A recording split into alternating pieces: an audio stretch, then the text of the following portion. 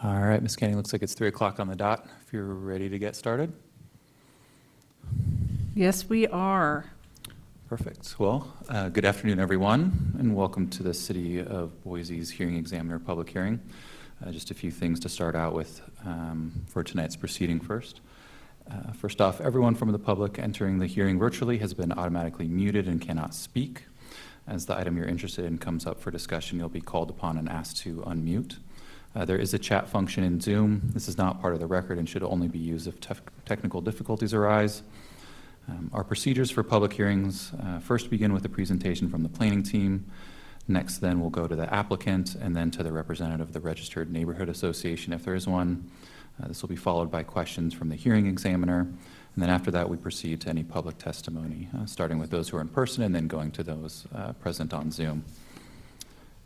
If you are on Zoom, please do raise your hand virtually if you'd like to testify on an item. And if you're attending through your telephone, you can type *9 to raise your hand. Before testifying and before speaking, each speaker should state their name and address for the record. For folks in the public speaking, the time limit is 3 minutes for testimony. We are strict with this time as it is limited in code. And then finally, the applicant is allowed time for rebuttal, after which the hearing will be closed and the hearing examiner will render a decision. And with that, Ms. Canning, you have the floor. Thank you very much, Mr. Holmes. And just for the record, it is 3 o'clock on Wednesday, December 18th, 2024, and this is the hearing examiner hearing. I'm an independent decision maker hired by the City of Boise and approved by the City Council. So I make decisions on variances and administrative appeals. All the ones tonight are for variances. Any request to reconsider these decisions must be formally requested in writing pursuant to City Code. We only use a consent agenda to adopt findings related to previous decisions, and those items that are placed on the consent agenda are approved without any discussion. The items not on the consent agenda, we will hold a full public hearing as just detailed a few minutes ago by Mr. Holmes. And thank you all for attending tonight. For the record, I, Anna Canning, will be the hearing examiner rendering decisions tonight. First order of business is to accept the minutes from our November 20th, 2024 hearing. I have reviewed those minutes and accept them for the record. We will now move on to new business. The first item before us is CVA 2423, Evergreen Architecture and Construction, and I will let staff take it from here.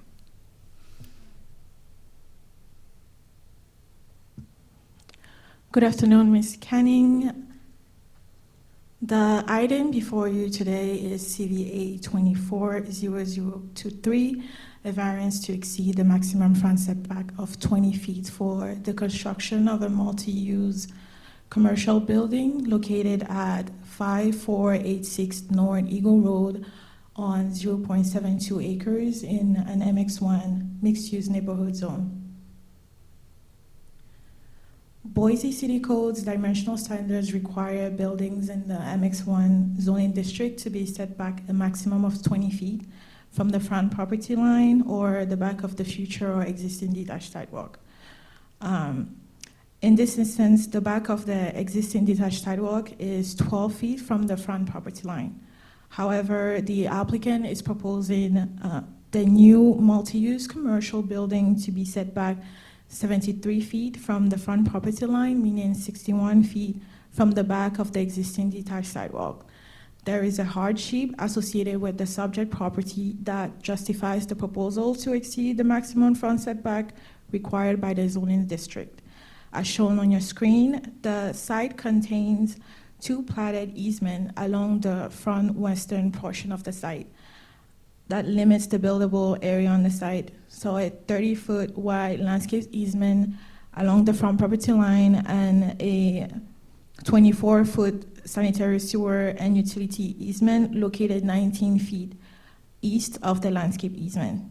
Both easements prohibit construction within each corresponding area, pushing any future building back a minimum of 73 feet from the front property line.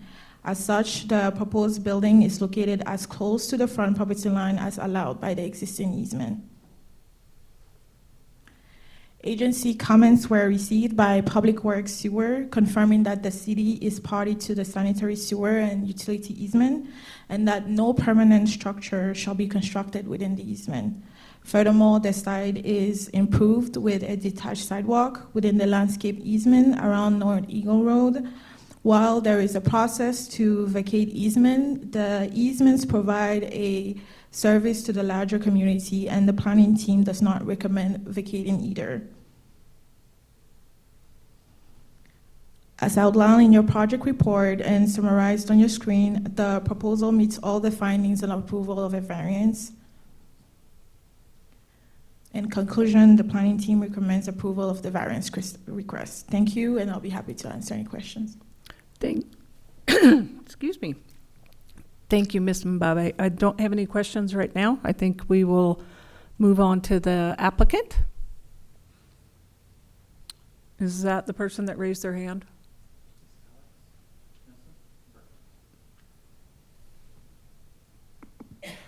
Just promoting Alex here to a panelist, and he should be online via Zoom here. And just as a reminder, please state your name and address for the record.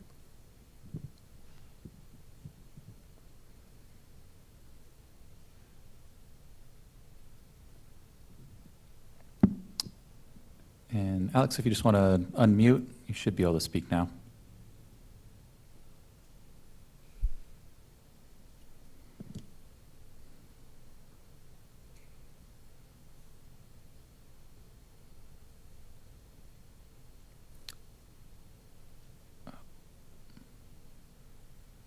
There we go. Alex, we can see you. Do you want to try to speak to see if we can hear you?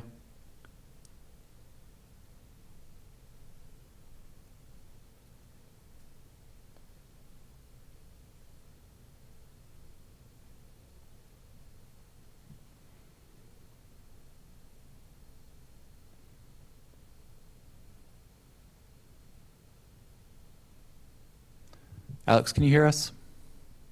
No audio. Okay.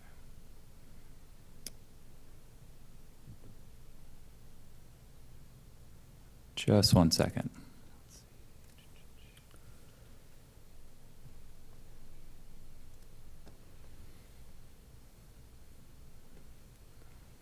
Mr. Holmes, can you perhaps just ask him if he's in agreement with the staff report?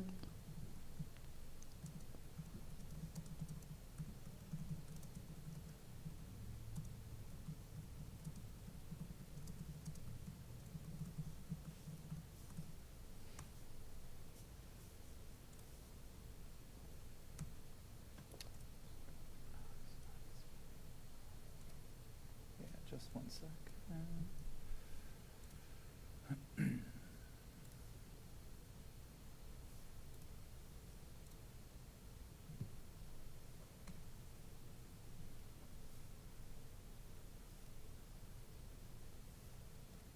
Just send him the message. Let's see if he replies. Yeah, for the record, Alex Nelson has replied, yes, everything looks good. Thank you. Sorry about those technical difficulties. I think in this case, it's probably okay. We will think so. move on. Is there anyone representing the neighborhood association? Seeing no one in the audience, do you have anyone online representing the neighborhood association? We will move on to the public hearing. I don't have anyone on the sign-up sheet. Is there anyone here to also testify about this application? Seeing no one raising their hands in the audience, is there anyone online? There is no one else online, Ms. Canning. Okay.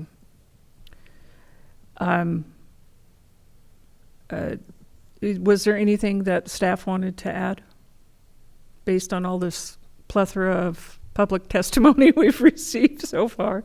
No, Ms. Canning. All right. I wasn't too concerned about this one. I think this is a prime example of why there is a variance process. You've got two an easement that was requested of the property when it was subdivided and a public easement. So I am inclined to approve the variance. I guess I need to first close the public hearing, so I will go ahead and do that. And I will approve the variance request for CVA 2423 with staff's findings. All right. And Ms. Canning, if we could just pause for 1 second, I'm going to check with our AV folks. I see there's some stuff happening. I want to make sure that everything is running Okay. as smoothly as it's supposed to. We will. Thank you. So, Ms. Canning, there is, quote, issues with the some of the streaming stuff and the Zoom. So can we take maybe a 5-minute recess while we get those all sorted out, please? Yep. It is about 12 minutes after 3 right now. We'll start up again at 3:20 unless that raises an issue with anyone. All right. We will reconvene at 3:20. Thank you, Ms. Canning.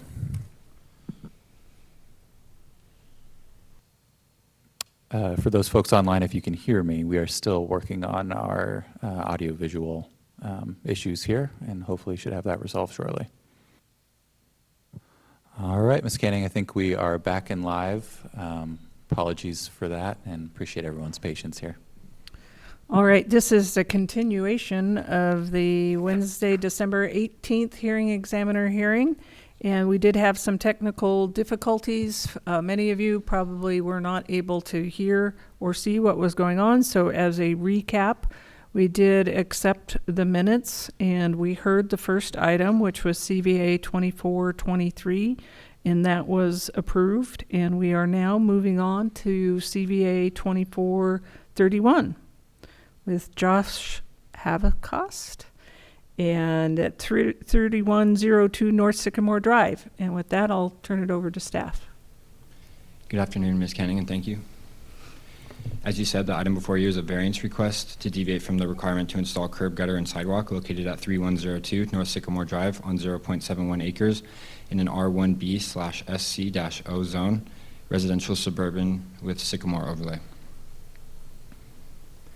Previously, the applicant received approval of ROS 23-103, a minor land division to create one additional buildable lot east of the existing residence, which was reviewed and approved under the Legacy zoning code. A standard condition of approval of minor land divisions under the Legacy zoning code required the installation of a minimum 5-foot wide attached sidewalk with curb and gutter. As such, the applicant requests a variance from this condition of approval, which would allow the finalization of that record of survey without installing the required street improvements. The applicant has requested a variance due to hardships identified on the subject property. These include a row of mature, healthy trees that would need to be removed and mitigated for, an open irrigation canal on the southern portion of the property, which would be required to be piped and buried with a below-grade catchment facility, and the lack of adjacent connectivity and drainage infrastructure due to similar technical difficulties along the eastern side of Sycamore Drive and the northern side of Taft Street. As detailed within the project report, the planning team finds that these are indeed hardships, as removing trees would significantly reduce the urban tree canopy, and burying the canal and constructing the catchment facility could complicate the installation of curb, gutter, and sidewalk without causing drainage issues. Finally, the planning team finds that ACHD's approved Taft Street concept study would provide a comprehensive pedestrian network along the southern side of Taft Street, thereby mitigating the lack of connectivity in this area by providing the necessary pedestrian connections through the area with less impact to properties and infrastructure than the required street improvements would cause. And the findings for approval for variances are summarized on your screen. As described within the project report, all of these findings have been met. In conclusion, the planning team recommends approval of the variance, and I will stand for any questions. I did have a couple for you, Mr. Dennis. Can you talk a little bit more about the ACHD report? Would it be fair to say that this area in general has a number of hardships and constraints, and that's why we have the report? Ms. Canning, so to answer your first question, starting in about 2021, ACHD started the Taft Street concept study from 36th Street to Sycamore Drive. There was multiple forms of public outreach that occurred within that, basically trying to decide, in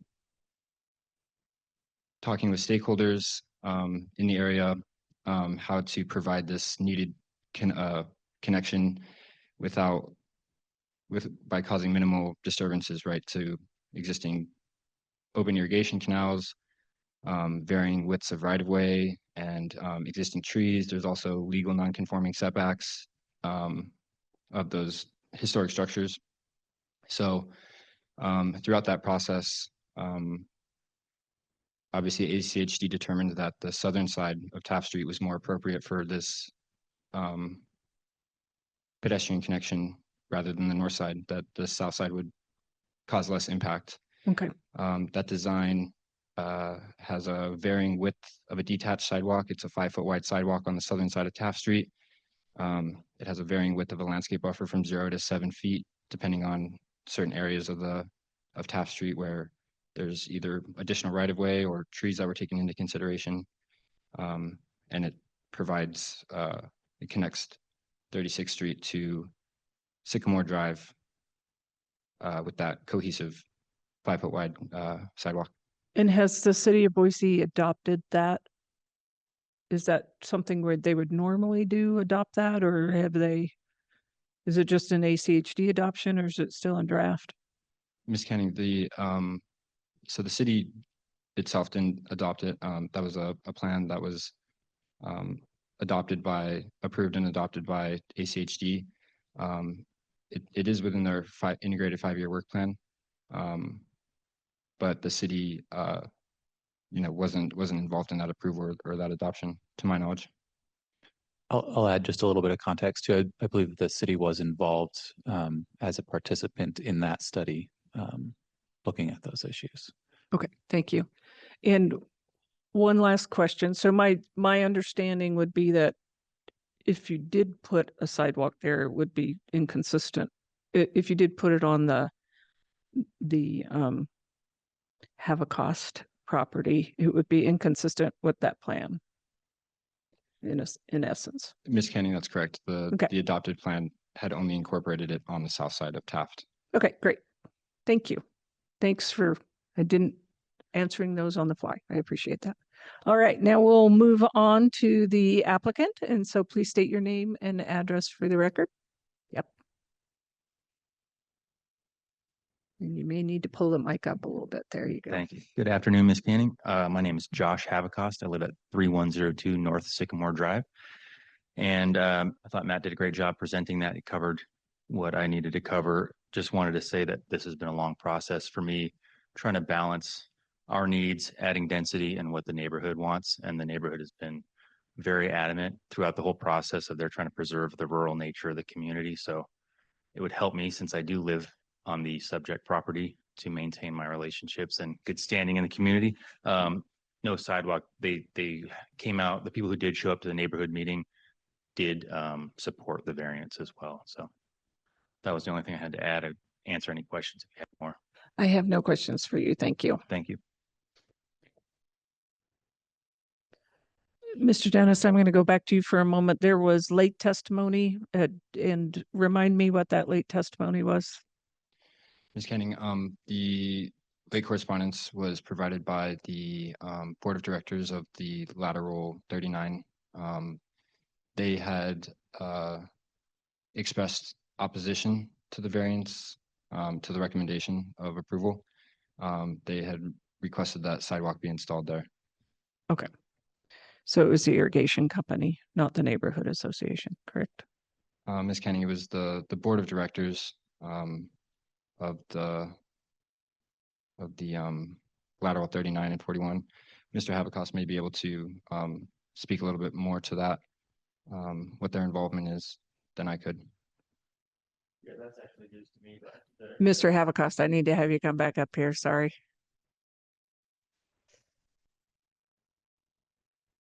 Yes, Ms. Canning, the opposition is news to me, but the lateral 39 is the group that runs the open irrigation canals in the neighborhood. Okay. One of the two that drain into that irrigation that runs along the south side of the property.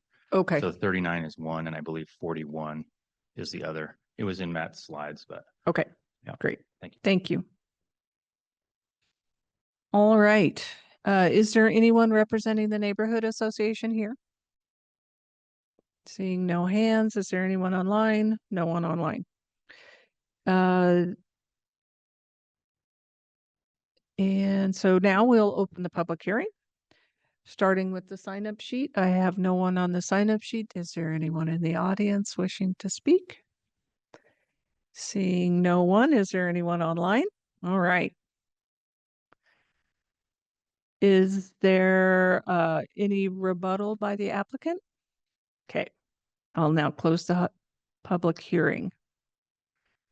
And so this, again, as you may have noticed by my line of inquiry on the plan, I think this plan was done because there are hardships associated with development in the area, and recognizing a lot of those things that are typically dealt with in a variance, like open ditches, like varying right of way, like non-conforming structures.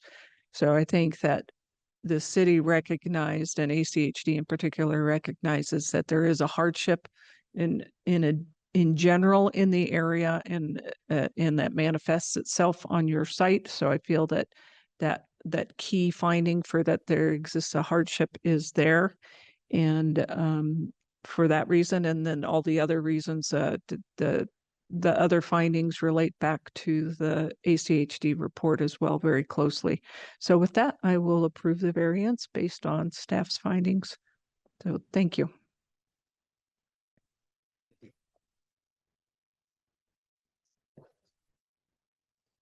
All right, moving on. We will now hear CBA 2427, Aaron Neufer. Thank you.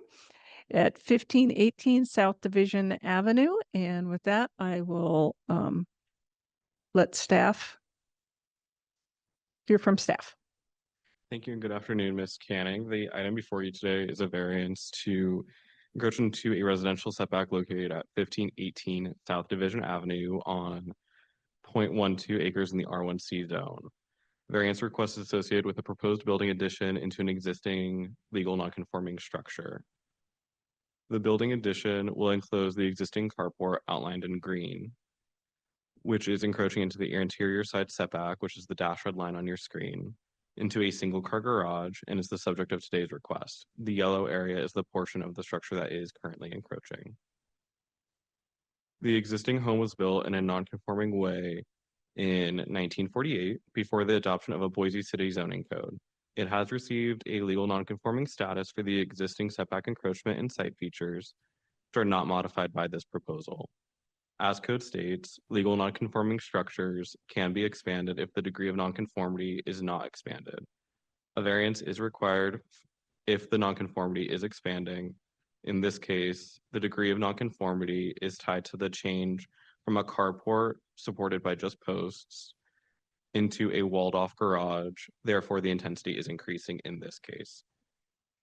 The request is consistent with Boise City Code and does meet the approval criteria for a variance. The northern interior side setback is 2 feet 1 inch. A 5-foot setback would typically be required in the R1C zone for an interior side. The addition is outside of all clear vision triangles, and all other dimensional standards have been met by this proposal.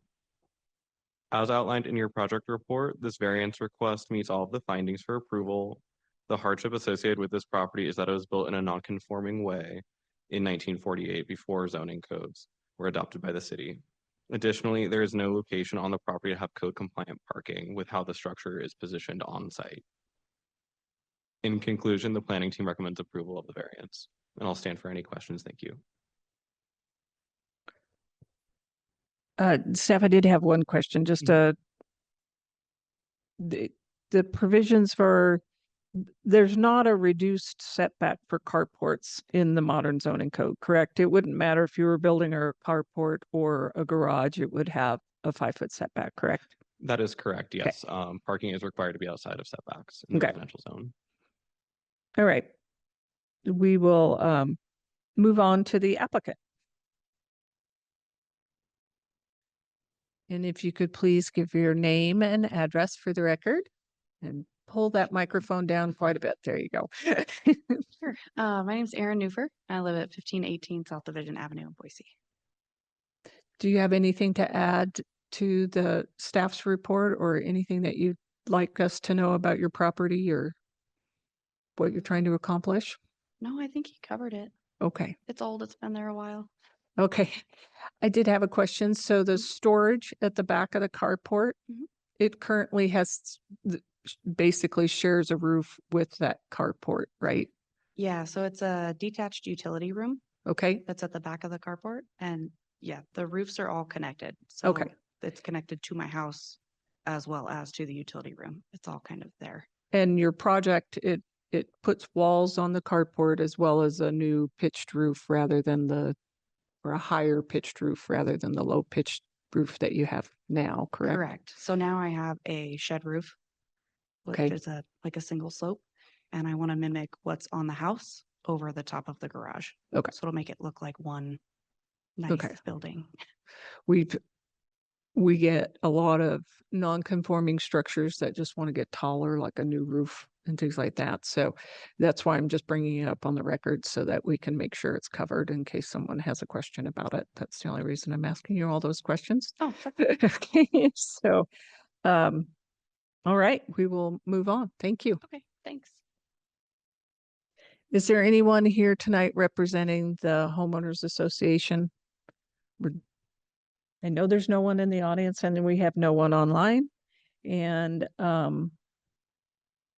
I will now open the public hearing, starting with the sign-up sheet. We have no one on the sign-up sheet. I don't believe there's anyone in the audience wishing to testify. Is there anyone online? Okay. And so that brings us to the rebuttal portion of this. Is there anything you would like to add? Ms. Newfer, I gotta look. Newfer, thank you. All right. So non-conforming structures, to me, there's special provisions that was put up on there that, you get to keep non-conforming structures where they are. I am not concerned about the fact that you want to put walls on the carport to make it a garage, nor am I concerned that you're violating the non-conforming structure by putting a roof on. So to me, the hardship is the non-conforming structure status of the property. And with that, I think because it's existing basically the way it's been for 48 years, I don't think that it's granting you a special privilege that's not otherwise enjoyed. Have been enjoying it the property has enjoyed it for quite some time. And I believe that those findings are accurate. So with that, I am going to grant your variance request. You're welcome. All right. Moving on. We now have CVA 2429 Darigold Inc. at 618 North Allenbaugh Street. And we'll start off with the staff presentation. Ms. Lyle.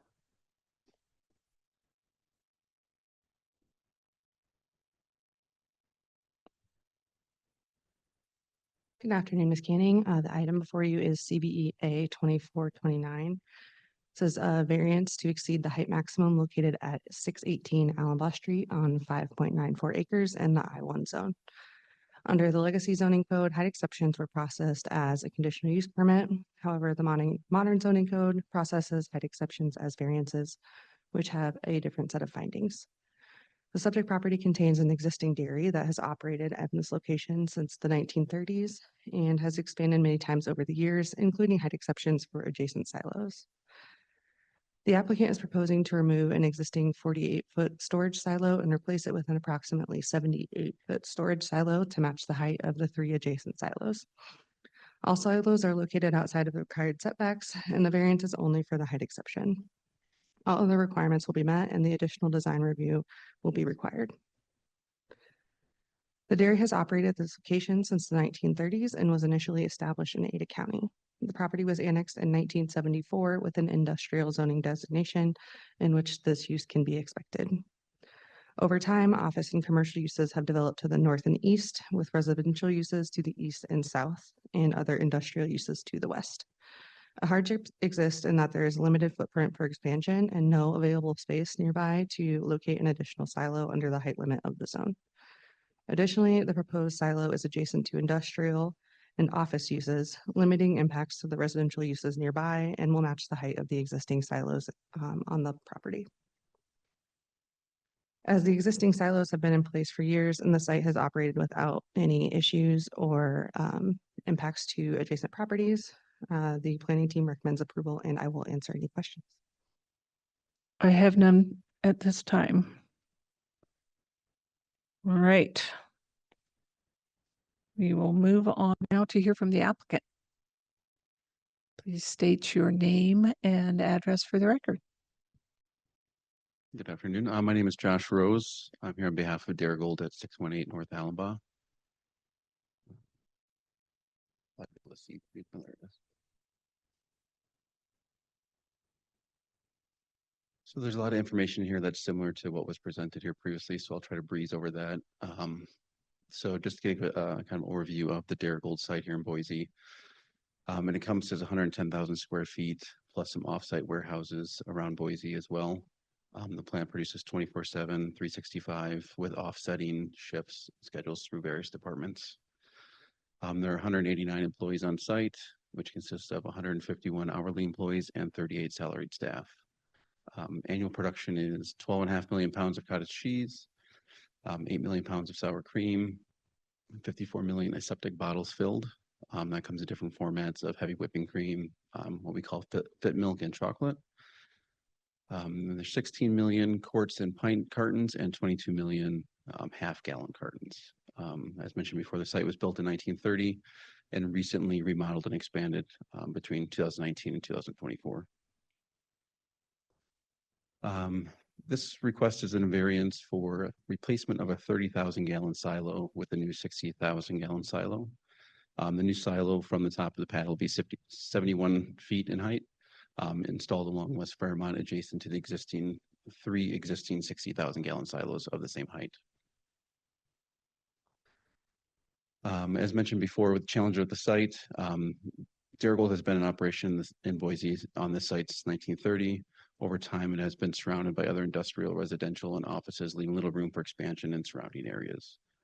There have been 3 larger 60,000 gallon silos in place for years that have not impeded on the ability of adjacent properties to develop or enjoy their properties. The silos are located away from residential properties, reducing any impact on those adjacent properties. Other structures nearby also exceed the height variance, such as wireless towers and billboards. So this is not viewed as a unique privilege to the area. Darigold has invested in the site over the recent years to expand production capacity while creating new jobs at the facility. The silos are located on site near processing in the building to minimize transfer losses during processing. There are no additional open areas on the property to install additional silos near processing. So why the larger silo? So installing a larger silo will allow Darigold to maintain the same footprint and increase storage capacity and operational efficiency. The larger silo increases storage capacity and reduces silo turnovers. So the silo turnovers result in water usage for washing. Every time the silo goes empty, we have to wash it again before we fill it back up. So if we turn it over less often, then we use less water overall. This allows the site to accommodate volume surges at times of larger milk supply. So it reduces the need to redirect milk out of the area, incurring additional trucking costs if we run out of storage, and also avoid the need to dump milk in a situation there would be no storage available. Any questions? Yes, so the height limit for the zone, I believe, is 55 feet, and Steph can correct me if I'm wrong on that. Did you look at what kind of capacity you could get and still meet the height limit? Yeah, it would have been a minimal increase over the current silo. So we were around 30,000 gallons right now. It would have been under 40,000 gallons to stay under that limit there. Okay. My concern is that unfortunately for you, they switched it from a conditional use permit to a variance. I think they did that for a reason. I think they probably felt like they were getting too many conditional use permits for height variances or for height exceptions, excuse me. The other feature you talked about, at least the wireless facilities, there's specific exemptions put in for those. I looked throughout the code to see if there was something similar for a silo. And unfortunately, about the only thing is a water tank, which is typically a public facility, not a private one. Typically, I do not view outgrowing a site as a hardship. Yeah, I mean, your site is definitely too small for what they want to do now, but I don't see it as a hardship. Is there any way they could put a second 30,000 in there? And I know it would take more water. I would be willing to delay it for some time for you to provide more information on what kind of water savings you might have if it were taller. We could move it to the February hearing. There's no January hearing, but from what I've heard tonight, that would seem to be the hardship potentially, is that extra use of water, and that it would benefit the city not to be using that much water. It would need to be substantial. I'm guessing it probably is, but I would be interested in knowing that information. And perhaps you have other ideas now that you've heard my thoughts on this particular variance. Perhaps there's other justification you might be able to come up with, but at this point right now, I'm not inclined to be in favor of this variance. So we can either move forward tonight with my decision, or you can request to be table to the February hearing. I guess with that, I would, be table till February if we could provide more reasons. Yeah. All right, with that, we're going to table this item to the February hearing and allow the applicant to provide additional information on how the property meets the findings, particularly the hardship finding is the one I'm concerned about, and not focusing on just outgrowing the site, which is clearly what's happened. And unfortunately, there's not another avenue for asking for the height exception. So if you could provide some more information on that, I'd appreciate that. And we will hear this again. So with that, I think I keep the public hearing open. Yes, and so we will keep the public hearing open. Ms. Okay. Canning, can we just, for the record, maybe confirm that there's no one here in attendance that would not be able to make that February meeting? Is there anyone in attendance that would not be able to make that February hearing? And that would be February 26th. February 26th. All right, I'd see no indication that they cannot make it. Okay, with that, we have finished the items on the agenda and are adjourned. Thank you, everyone.